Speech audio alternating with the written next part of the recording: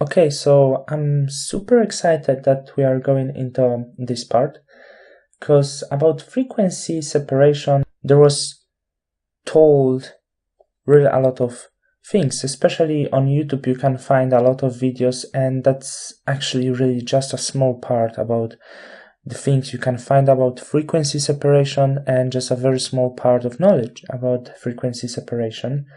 It becomes popular, I think, start getting to mainstream like really maybe 2-3 years ago. Of course, people were using this earlier, but the real popularity becomes just recently.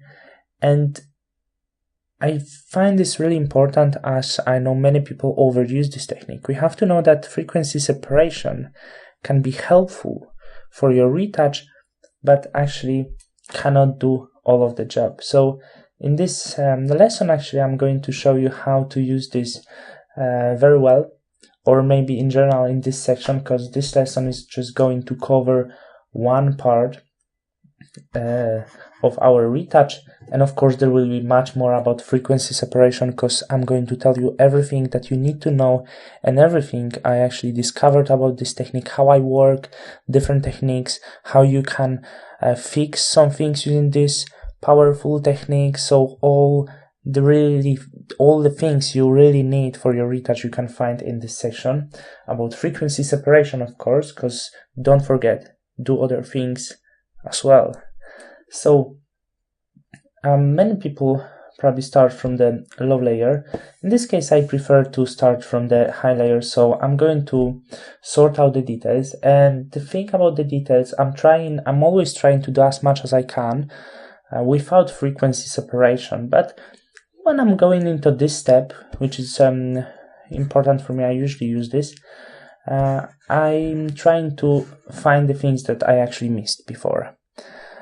So if it happened to you, if you were not that lazy as I was and you removed everything before, it's okay. You probably can skip till the next lesson if you are done with your details. But if you are not, if you are actually missed something and you think, well, I can do a bit more, just stay and watch. And as you can see, I have some of the pores on the nose.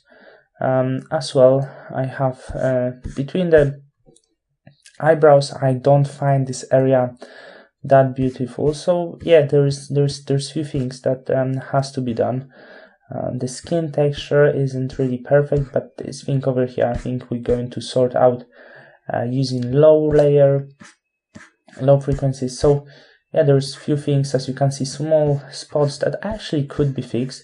Especially, I think there's quite much here. This area is not really perfect. So yeah, the things I'm able to remove, I'm going to remove. And the first thing, you have to know what we're using on the high frequency layer, what we're using when we remove details. Actually, we're using the tools that we used in our basic retouch. So we're using clone stamp tool, healing brush tool. You can even use just brush tool, but not on the high frequency layer. But of course you could use a patch tool. But I'm using these two, healing brush tool and clone stamp tool.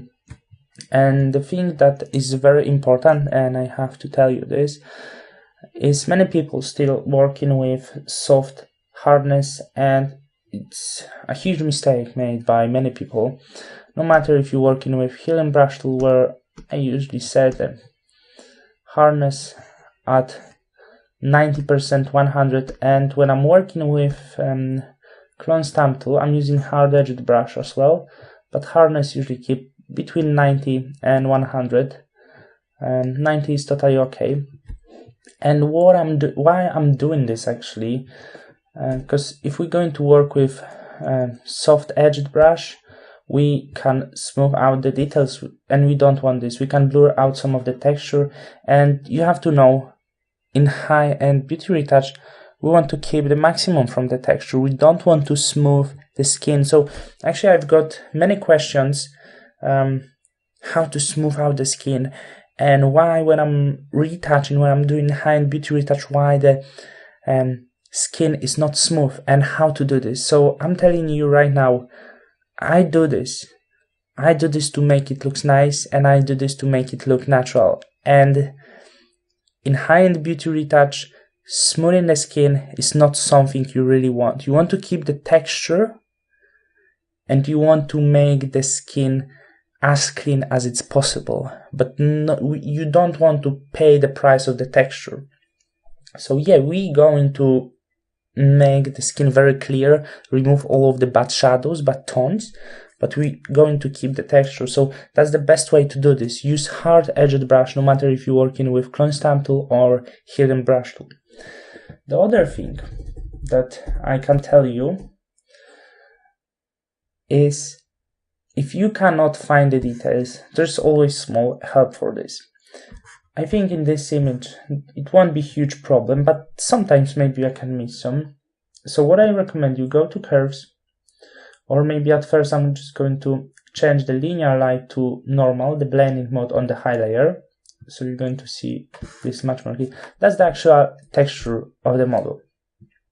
So now I'm going to curves, and I want to see the details a bit more. So I'm just going to bring up some of the contrast, but don't do this too strong like this one here, because you're going to see too much. Yeah, that's still our actual texture, but it's going to distract you too much because you're going to see too many details, and possibility is that you can retouch too much, and you don't want to retouch too much. You just want to retouch the bad thing. The small pores you want to keep. So let's keep this like this, so I can see all of the bad things. I have pretty nice contrast right now. That's just kind of helpful layer. So now I see everything very clear, and maybe I'm going to start with the clone stamp tool. I'm just going to take a clone here, and I have hard-edged brush, and just put it here. So I'm just covering the bad things, and don't use too large size of the brush, just pretty much small.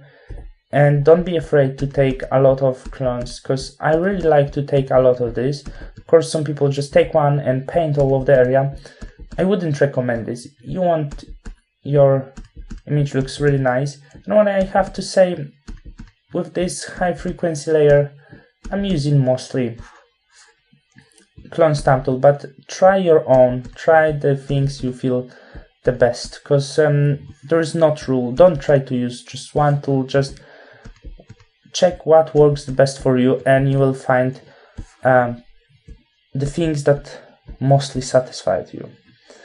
For example, in this area I can switch into hidden brush tool, because I feel this area is actually too sensitive, too rough, so this tool can paint this area quite well. But once again, you have to be careful about this. Then I'm probably going to work a bit with clone stamp tool, but yeah, that's how I work. When I'm going too close to the hair, I'm going to change into clone stamp tool once again, but here the hidden brush tool works really nice. Probably some time ago, most of the people were using just hidden brush tool, but I noticed right now the clone stamp tool is getting popular, and the reason is, as few years ago, more people actually wanted to have smooth skin, and they went too far, and right now you don't really want to have such a smooth skin. You want to have really nice texture of the skin. Didn't do so well here, but let's change to linear light to have a look, and you can already see the result. How is it working? I think I'm doing a great job here. And on the nose, here's a few more things to do. So in here I can actually still see some areas, and I don't need the help layer, the curve layer, but if I can, it's actually a bit better, you have to say.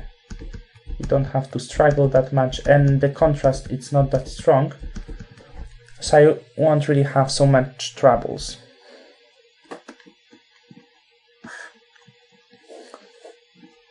A bit more over here, And maybe I'm going to tell you the general idea I'm going to do. So okay, here we have some of the spots.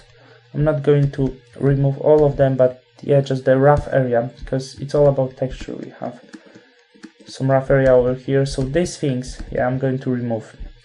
Over here, still clone stamp tool here works really great.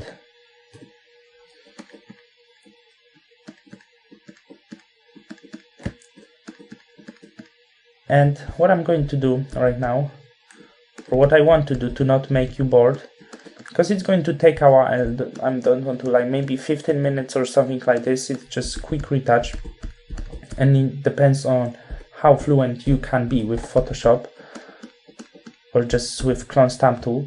So I'm going to remove all of the bad spots, and so I'm going to speed up this video, because there's no reason to make me talk such a long time.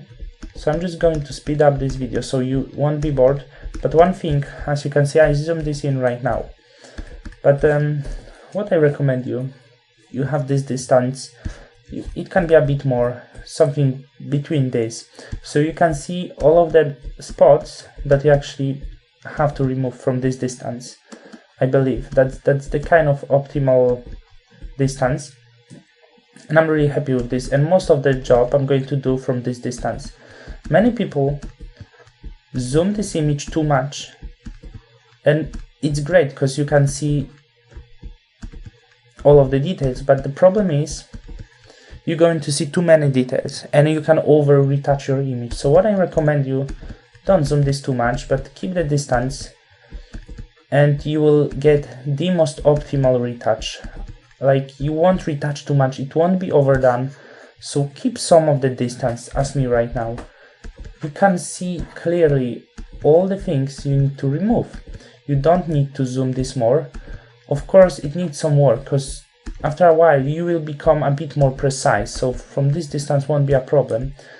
Maybe at the beginning you can try to zoom this a bit more, but try to work from the distance as I do right now. So you will see all of the important things that needs to be done. Okay, I'm going to work here for sure, a little bit here, and here, because as you can see, there's a lot of details, not that much on the neck. And then I'm going to talk to you once again. So right now I'm going to speed up this video, and soon we're going to meet up once again.